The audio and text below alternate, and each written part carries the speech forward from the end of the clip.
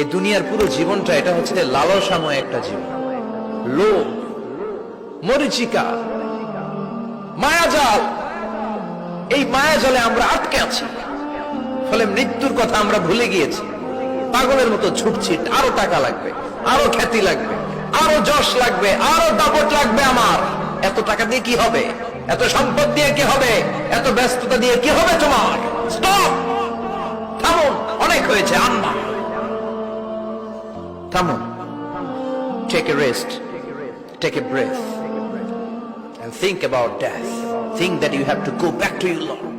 একটু বসেন না, একটু ভাবেন যে আমাকে চলে যেতে হবে, চলে যেতে হবে। এই কোলাহল, এই ব্যস্ততা, এগুলো থাকবে, থাকবো না আমি। সাইয়েদনা ওমর ফারুক বলেছেন, মুতু ক্বাবলা আন তামুতু, মরার আগে একবার মরো। হাসিবু ক্বাবলা আন তুহাসাবু আলাইকুম, তোমার হিসাব নেওয়ার আগে তুমি একবার নিজের হিসাবটা করো না। কাগজ বের করে একটু লিখো না কি কি ভালো কাজ করছিলা, যেগুলো দিয়ে নাজাতের ওসিলা হতে পারে। 1 2 3, আর কি কি আকাম কুকাম করছো দেখো না, লিখে দেখো তোমার অবস্থাটা কি। মরার আগে একবার মরো। মরার আগে খাটের মধ্যে শুয়ে শটান করে চোখ বন্ধ করে একবার মরার ভান করে দেখেন কেমন লাগে। চোখটা বন্ধ করেন আর ভাবেন আপনি নাই, কি কি হতে পারে ভাবেন। আপনার ছেলে মেয়েরা কান্না জুড়ে দিবে, আপনার প্রাণের স্ত্রী বিলাপ শুরু করে দিবে, বন্ধু বান্ধবের চিৎকার আর মাতম, স্থানীয় এলাকার মসজিদে ঘোষণা, অমুক এলাকার নিবাসী অমুক ভাই অমুকের ছেলে অমুক দুনিয়ায় নাই। সব আত্মীয়রা চলে আসবে, ফেসবুকে স্ট্যাটাস দেয়া হবে, সবাই সবাইকে জানাবে বিকাল 4টায় অমুক হাই স্কুল ময়দানে আপনার জানাজা। ছুটে আসবে, সবাই ছুটে আসবে আপনাকে শেষ বিদায় দিতে, গুড বাই জানানোর জন্য, আল ওয়াদা, বিদায় জানাতে আসবে সবাই। 4 তাকবীর দিয়ে আপনার জানাজা হবে, অশ্রুসিক্ত জানাজায় আপনার বিদায় হবে। কাঠের খাটিয়ার মধ্যে করে কাঁধে তুলে আপনার কবরে নেওয়া হবে। আগে থেকে খুঁড়ে রাখা কবরটার মধ্যে আপনারে বিছিয়ে দেয়া হবে। বাঁশের কচি দিয়ে তার উপরে মাটির চাপা দিয়ে সব চলে যাবে। ভাবেন না একবার চোখ বন্ধ করে, this is the circle of life, this is the nature of life. এটা সবার হবে, আমার হবে, আপনার হবে।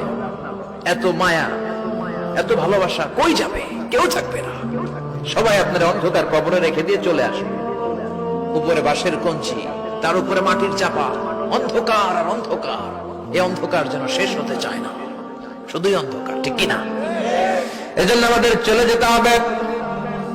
দাদা গেল, চাচা গেল, মামা গেল, আমাদেরকেও যেতে হবে, জোরে কোন ঠিক কিনা? একদিন মাটির ভেতরে হবে ঘরে মন আমার, কেন বন্ধ দালান ঘর, প্রাণ পাখি উড়ে যাবে পিঞ্জর ছেড়ে।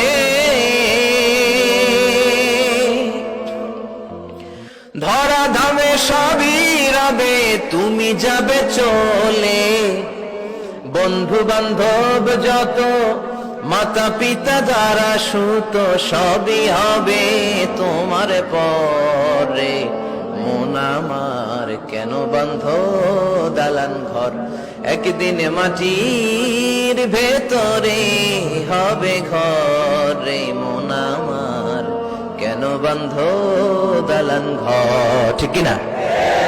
সব পরে থাকবে, চলে যেতে হবে আমাদেরকে। এজন্য আখিরাতের কথা যেন আমাদের স্মরণ হয়। বিশ্বনবী বলতেন, নাহাইতুকুমান জিয়ারাতিল কুবুর, আমি তোমাদেরকে কবর জিয়ারত করতে আগে নিষেধ করতাম, কিন্তু এখন নিষেধাজ্ঞা প্রত্যাহার করে নিলাম। এখন সব সময় তোমরা কবরের সামনে যাবা আর জিয়ারত করবা। কবরস্থানে জানতো, বড়ুয়া কৃষ্ণপুরের এই গ্রামের কবরস্থান আছে কোন দিকে? পূর্ব দিকে আছে, গোখরার জলের ওদিকে। যান আপনারা, একটু যাবেন, একটু গেলে আখিরাতের কথাটা স্মরণ হবে। ওখানে ছোট শিশুরা শুয়ে আছে, কিশোর যুবকরা আছে, আপনার মতো তাগড়া যুবক, মুরব্বীরা আছে। এরা এই এলাকায় থাকতো, এরা আকাশ থেকে নেমে আসে না, এই এলাকার সন্তান আজ নাই। একটা সার্টেন পিরিয়ড শেষে আপনিও থাকবেন না। This is the nature of life, this is the circle of life. ছোট্ট শিশু হয়ে এসেছিলেন, শৈশব, কৈশোর, যৌবন, প্রৌঢ়ত্ব। আগে ছিলেন সিঙ্গেল, বিয়ে করে হয়ে গেলেন ডবল। এরপরে আল্লাহ আপনাকে একটা মেয়ে দিল, এরপরে মেয়েকে বিয়ে দিয়ে শ্বশুর হলেন, এরপরে ওই মেয়ের ঘরে সন্তান হতে নানা হলেন। আর কতদিন? অনেক দিন হলো তো, অনেক লম্বা সময় পেয়েছেন আপনি। Think about death. এবার যাওয়ার কথা ভাবেন, আখিরাতের সামানের কথা ভাবেন, ফিরে যেতে হবে।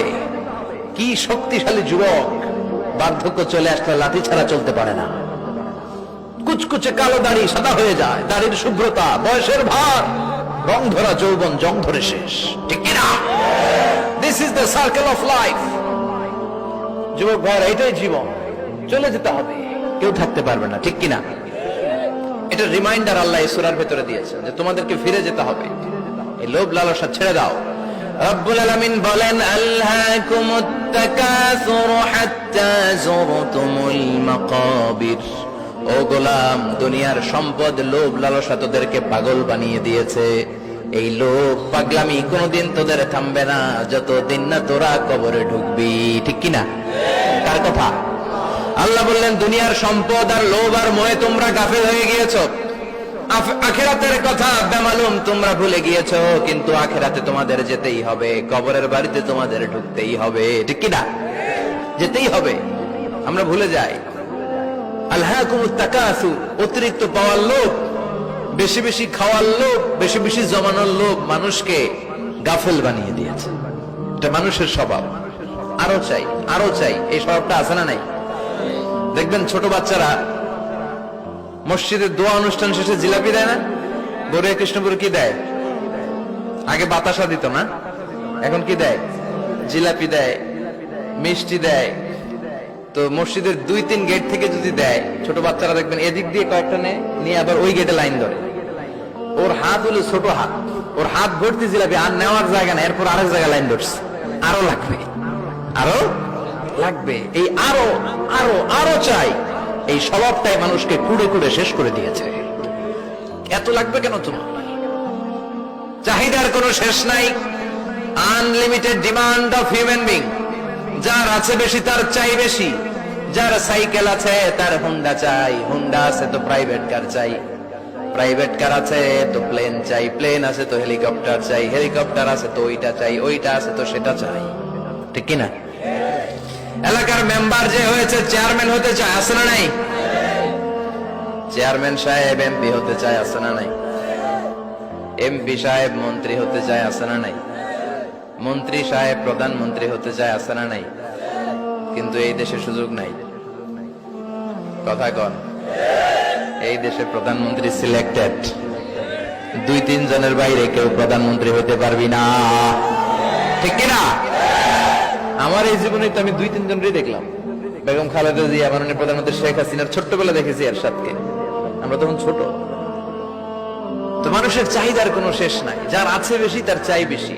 এজন্য বিষ্ণু বলেছেন, উনজুরু ইলা মান হুয়া আসফালা মিন, তোমার চেয়ে যে খারাপ আছে ওর দিকে তাকাও। ওয়ালা তানজুর মান হুয়া আ'লা মিন, তোমার চেয়ে যে ভালো আছে ওর দিকে তাকাও না, তোমার চেয়ে যে খারাপ অবস্থানে আছে ওর দিকে তাকাও। অনেকে নিজের অবস্থান নিয়ে সুখী না, এরকম আছে না নাই? আল্লাহ আমার এটা দিল না রে, ওইটা দিল না রে, পাইলাম না রে, কিচ্ছু হয় না, কি করব জীবনে, হতাশ। আসলে আছে কিন্তু অনেক, কিন্তু শুকরিয়া নাই, টাকা, ঠিক কিনা?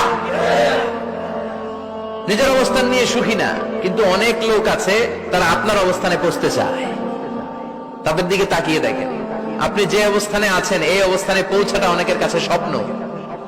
তারা প্রতিনিয়ত সংগ্রাম আর স্ট্রাগল করে যাচ্ছে আপনার অবস্থানে পৌঁছতে, আর আপনি এটা নিয়ে সন্তুষ্ট না। শেখ সাদির নাম শুনেছেন? বালাগাল উলা কাশাফাত দুজা, এই কবিতাটা রচয়িতা, ইরানের বিখ্যাত এক কবি। উনি একবার আর্থিক সমস্যার মধ্যে দিয়ে সময় কাটাচ্ছেন, টাকা নাই, পয়সা নাই, পায়ে দেওয়ার মতো জুতা নাই। উনি খুব দুঃখ পেলেন, হায় রে, আমি ইরানের এত বড় কবি, আমার পায়ে দেওয়ার মতো জুতা নাই। দুঃখ ভরা মন নিয়ে রাস্তায় হাঁটতে বেরোলেন। হাঁটতে হাঁটতে হঠাৎ দেখলেন একটা লোক শুয়ে শুয়ে কাঁদছে, ওই লোকটার 2টা পাই নাই, পাই নাই। উনি সেজদায় পড়ে গেলেন, আল্লাহর কাছে ক্ষমা চাইলেন, আল্লাহ অনেক দিয়েছো, শুকর আলহামদুলিল্লাহ। এজন্য যেই পরিস্থিতিতেই থাকি না কেন আমরা কি পড়বো? জোরে বলেন, কি পড়বো? এজন্য কানাতু মিনাল ইসলাম, অল্পে তুষ্ট থাকার নাম হলো ইসলাম। সম্পদ লাগবে কিন্তু সম্পদের পাহাড় লাগবে না, ঠিক কিনা? অল্প খান, অল্প পড়েন, অল্প জামান, অল্পের ভেতরে বরকত ঢুকাইয়া দিছে কে? দেখবেন যাদের সম্পদ অল্প তারা সুখী বেশি। জরিপে এটা দেখা গিয়েছে, অনেক সার্ভেতে এটা এসেছে, যারা সম্পদশালী এরা দুঃখী বেশি, এদের দুঃখ বেশি, টেনশন বেশি। খুব স্বাভাবিক, টাকা যার বেশি রোগ তার বেশি, টাকা যার বেশি টেনশন তার বেশি, টাকা যার বেশি ঘরে শান্তি তার কম, আছে না নাই? ঘরের ভেতরে অশান্তি, ছেলে কথা শোনে না, ছেলে টানে গাঞ্জা, মেয়ে করে পরকিয়া, আছে না নাই? স্ত্রী কথা শোনে না, ভালোবাসা নাই, ঘরটা জাহান্নামের টুকরা। রোগ বালাই, এক একটা হসপিটাল বিল পরিশোধ করতে মাসে 5 লাখ 10 লাখ, আছে না নাই? কিছু খেতে পারে না, ডাক্তার একেবারে ডায়েট মেনু বেঁধে দিয়েছে। ডায়েট, ভেরি ডায়েট মেনু, এটা এটা এটা এটা কিছুই খাবেন না, শুধু গরু খাবেন না, খাসি খাবেন না, চিংড়ি খাবেন না, খালি ঘাস খাবেন, ইচ্ছে মতো ঘাস খাবেন, মানে ঘাস জাতীয় যত আইটেম আছে সব খাবেন, শাক খাবেন, সবজি খাবেন, সালাদ খাবেন। গরু, চিংড়ি, মুরগি, গোশত, ইলিশ কিছু খেতে পারে না। তাহলে রোগ বেশি, খাওয়ার মজা নাই, ঘরে সাংসারিক শান্তি নাই, খালি ব্যারাম আর ব্যারাম, ঠিক কিনা? কিন্তু সম্পদের পাহাড় গড়েছে। আর অল্প যারা খায়, অল্প পড়ে, রিক্সাওয়ালা, কুলিওয়ালা, অল্প বেতনের চাকরি, কিন্তু হক হালালি মেনে চলে, দেখবেন শান্তি আছে অনেক। হ্যাঁ, বাসা ভাড়া দেয়, ফ্যামিলি চালায়, বাচ্চাদের স্কুল বিল, এরপরও মাস শেষে 1-2 হাজার টাকা হাতে থেকে যায়। আর ওর প্রতি মাসে 10 কোটি টাকা ইনকাম, তারপরও ব্যাংকের ঋণ আছে না নাই? সুখ কারে বলে? কিভাবে আপনি সুখকে ডিফাইন করবেন? সুখ তো টাকায় কিনা যায় না, শান্তি টাকা দিয়ে হয় না, শান্তি দেওয়ার মালিককে। শান্তি আছে অল্প খেয়ে শুকর করার মধ্যে, শান্তি আছে আলহামদুলিল্লাহর মধ্যে। চিল্লায় বলেন ঠিক কিনা?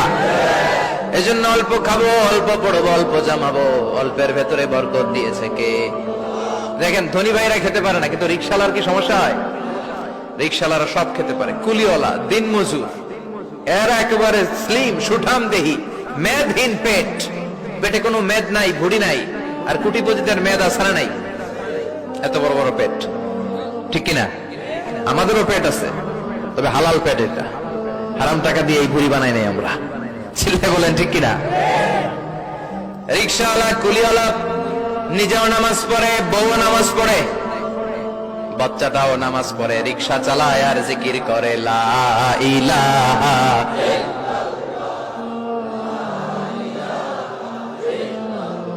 লা ইলাহা ইল্লাল্লাহু মুহাম্মাদুর রাসূলুল্লাহ সাল্লাল্লাহু